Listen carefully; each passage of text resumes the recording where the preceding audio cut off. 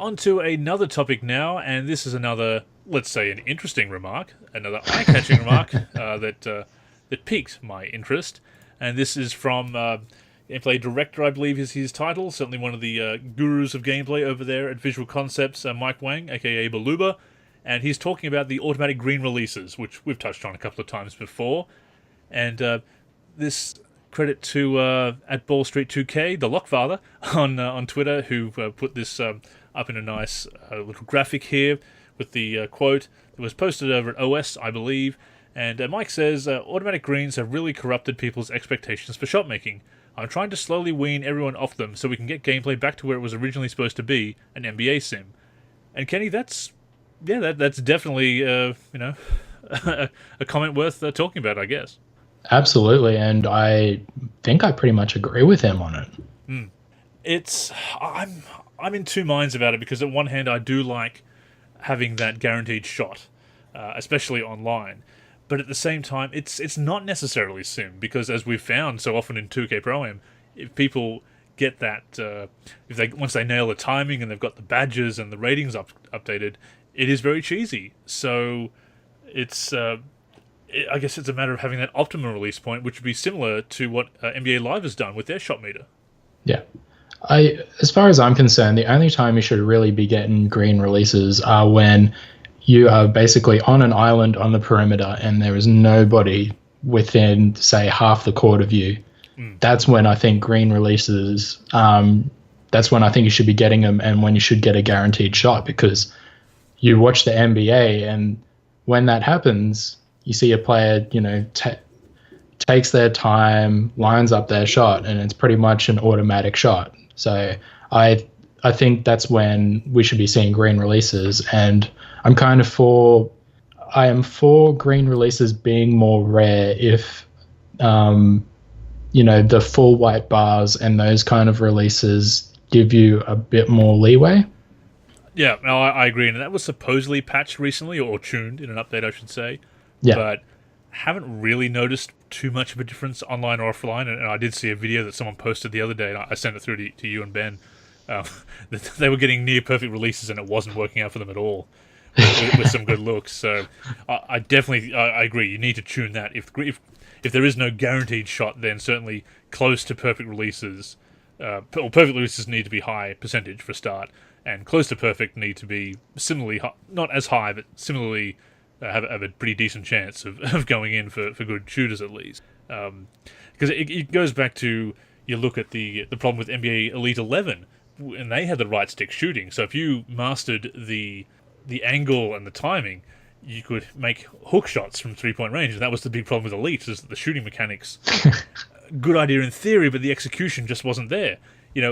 People talk about Elite 11 and it obviously had problems, but the 2K then went ahead and adopted the right stick shooting, and a very similar one in 2K17. I think they did a lot better, but the cheese has definitely been there, as we've seen so often. Exploited offline. I think we've all been able to do that, and online certainly we've either exploited it or had it, suffered exploitation against us. Yeah, definitely. Then there needs to be something done about the green releases and just overall shooting in 2K. And I'm going to say this again. I don't know what the answer is, but the automatic greens are definitely giving people, I guess, a sense of entitlement in a way, because they're expecting to hit green releases because they're used to timing the shot so well. And it kind of annoys me that people are going for optimal shot releases instead of a shot that's kind of closer to what they're doing in real life. Like, once upon a time when I was creating a player, I would go for the jump shot that was closely mimicked the one that I have in real life, even though I could never get the bass down, because apparently I've got a really funky bass to my shot. But so I've heard, it is, and I used to build my player that way too, and that works for my career. But you take it online, and you really need to optimize that player. With the archetype, especially now, and the animations and everything. It has become about min-maxing and creating the perfect build, as opposed to the perfect replication of yourself, I guess.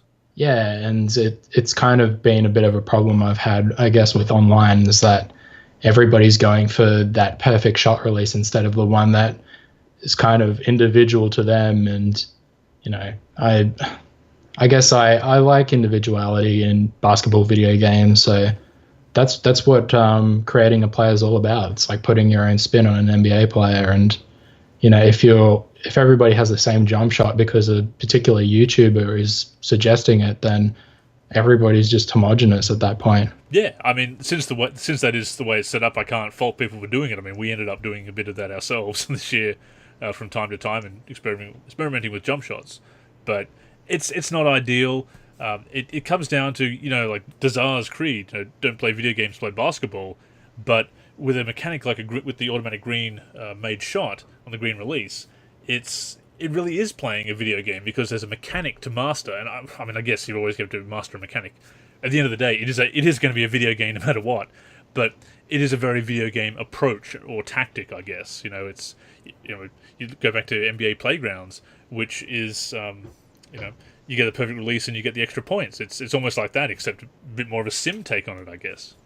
I think my best suggestion, actually, as far as like the release system is concerned, is just take away the bar online altogether and make people rely on, you know, seeing their jump shot and timing it as far as like, yeah, the eye test, I guess they would call it.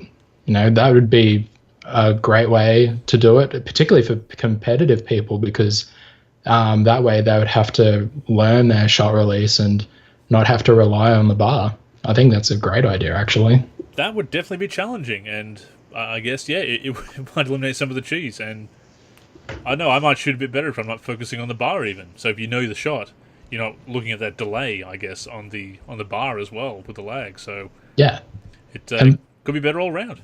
And looking at the person's hands as far as like, you know, where they are vertically and whatnot, it might give you a better vision of when you have like an open shot as well, because if you're looking at the bar, you're looking down at your feet and you're not necessarily looking at the person closing out on you. So it could make you better in the long run as well. And if 2K really wants to put like an emphasis on making a gap between competitive players and casual players, I think that would be a great idea, because the competitive players are probably going to know when the perfect release points are, and it'll just widen that gap, I suppose. Definitely, and again, to quote Dazar, you know, playing basketball, not video games, as much as you can with a basketball video game, I suppose. You know, I guess that kind of transitions into our next topic, which is, you know, the approach that 2K has taken with NBA 2K17, which is still to be an NBA sim, and obviously that is the focus that Mike has moving forward, and I'm sure the development team in general. But a lot of people have really criticized, you know, at least within our community, I've seen a bit of it at OS as well, the tweaks to the gameplay and the tuning updates. You know, that they've felt that they haven't really improved the game, that they've spoiled the offline experience, and there's been accusations that the tweaks have been focused on online, and that has ended up ruining the offline play. Now, I think you and I would both agree that some of the tuning hasn't actually really helped online as much as we'd like, so it's kind of no one's totally happy with some of the tuning updates that have been pushed through. But there has been a suggestion that 2K has been focusing perhaps a little bit too much on esport.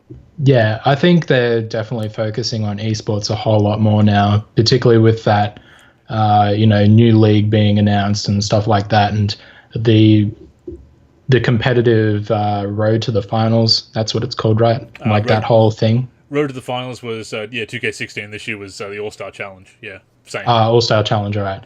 So you know, that whole playing for cash and stuff like that, they're obviously going to put a lot of emphasis on esports because they've got money riding on it, and it's a big way for the community to get involved. And you know, I think that's where the future is for 2K. As much as I like the offline modes and stuff like that, I think they're definitely putting a lot of their eggs into the esports basket. It seems that way, and arguably to the detriment of the offline experience, which we admit that we may be dinosaurs in that respect, but we're not alone.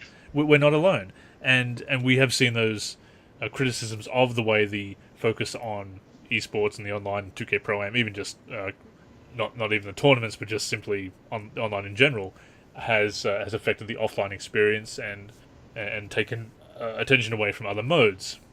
Although obviously great work is being done, but you can definitely see where people are coming from.